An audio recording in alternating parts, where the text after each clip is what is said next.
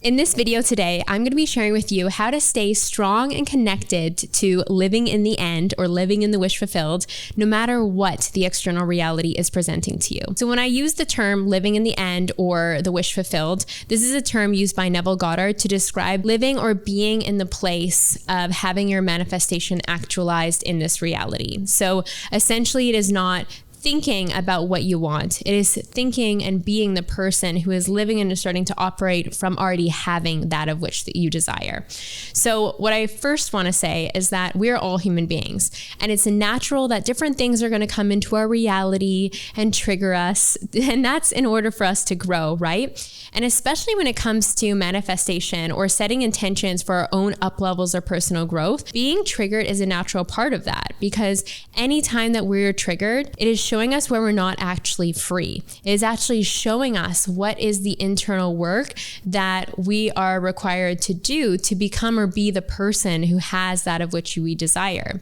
So I'm going to introduce a term to you now called the bridge of incidence. So this is a term used to describe anything that might come about in your reality once you set an intention. So we are incredibly powerful human beings. And when we set intentions into the universe, whether it is I'm intending to be in a relationship, or I'm intending to work for myself, or I'm intending to go on that trip, whatever the intention may be, once you set that into motion, the universe is conspiring in unseen ways to make that reality for you. So what that means is that things might start to shift and change in your reality, and sometimes those things may not look the way that you desire them to look. So I can give you an example. Let's say you're intending to get into a relationship. So you decide to get onto a dating app and you end up being ghosted. Rejection is always redirection, right? So not that person, something else. But the important work there is that if that was triggering something inside of you,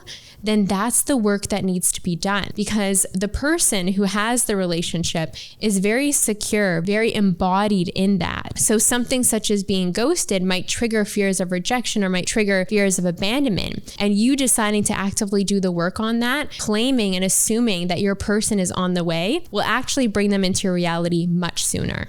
Another example could be you're intending for a financial up level. You're intending to make more money, but then it just so happens that that week is the week that your car breaks down and there's an unexpected bill or an unexpected payment. If we think about that future version of you who has the money, has more than enough money for everything that they need, they're actually not getting triggered about their car breaking down or needing a repair because they've got more than enough money to do so. They're operating from a calm and relaxed state. So the work here again we see is nervous system work. It's looking at what, if anything, was triggered when this event happened in my reality. How might this be connected to my desired reality that I've been intending for? And what is the universe prompting me to step up into, to level up into, in order to have the reality I desire?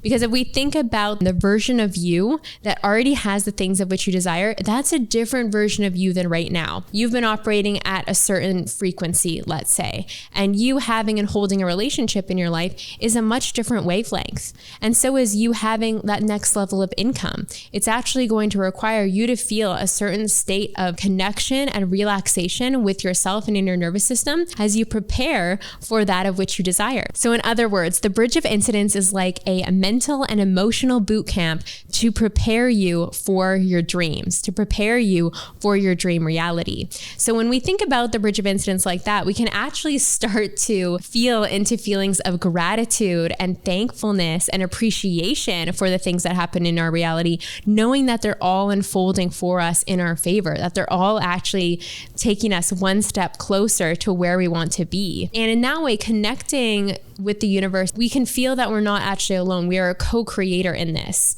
We bring clarity to and decide and intend for that of which we desire, but it's the universe that's operating around us, fulfilling our desires, working in unseen ways. One thing I love to do when I'm feeling into perhaps a little bit of doubt is to connect with a success story of my own, or to go watch success stories or listen to them on YouTube and start to just realize that even though there might be lack of evidence, it is not evidence of lack.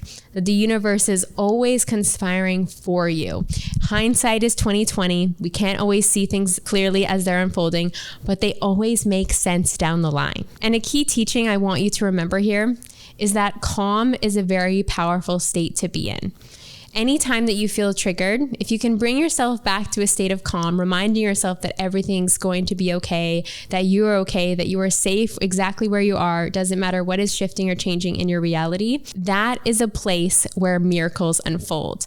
A calm nervous system is a magnet for miracles. And for me, if I can share an example personally, I think about bigger things that I've manifested in my life, such as being in a relationship. It was never about jumping up and down, being excited, connecting with feelings of excitement for that to be in my life. It was actually just operating from a state of calm and peacefulness, imagining from a state of calm and peacefulness, that is just actually a natural part of my reality. It's natural for me to be in a loving partnership. It is natural for me to receive love and affection in my life. Because the truth is, when the big manifestations come, you're already intending and creating something else, because it's so natural for these things to flow into your reality. Just like I mentioned the example about the car, the person who has the money, who has the overflowing finances, doesn't get fazed by things like that because there's more than enough. They're relaxed in that. It's no big deal when they have to use their money to pay for things. So start to connect with that future version of you who is calm and relaxed in receiving their manifestation, in that being a part of their reality and how they operate in the day-to-day. One phrase I love and I continue to land on when I'm operating in challenging circumstances or unknown territory in my life is the phrase, "This is inspiring." Whatever is happening, this is inspiring. Because again, this is a part of my bridge of incidents. This is actually inspiring me to become a greater version of myself. Or, I think about being in business as an entrepreneur. There are always going to be pivots. That's part of the entrepreneurial journey, is evolving and growing and changing and shifting. Pivoting used to bring me a lot of anxiety. But as I started to just become more comfortable, more calm with being an entrepreneur, pivoting now is no big deal. It's actually inspiring. It's very inspiring to rebuild, to open up a new channel of income, to explore different endeavors. And with that phrase, "this is inspiring," it continues to feed the upward spiral momentum. It starts to get me excited about where I'm going and starting to connect again with that future version of me who's already landed in the reality that she's intending for. So no matter where you are or what you are navigating, know that you have the power to reframe any hardships in your reality. Remember the bridge of incidents. Remember that this is inspiring, and remember that you are always one step closer to the reality that you desire. Each moment you have the choice to become that version of you that has that of which they desire. And that in itself is truly remarkable. That in itself is such a gift, that in each moment you have the power of conscious choice to be that person for you. So, sending you lots of love, and I'll see you again very soon. Bye.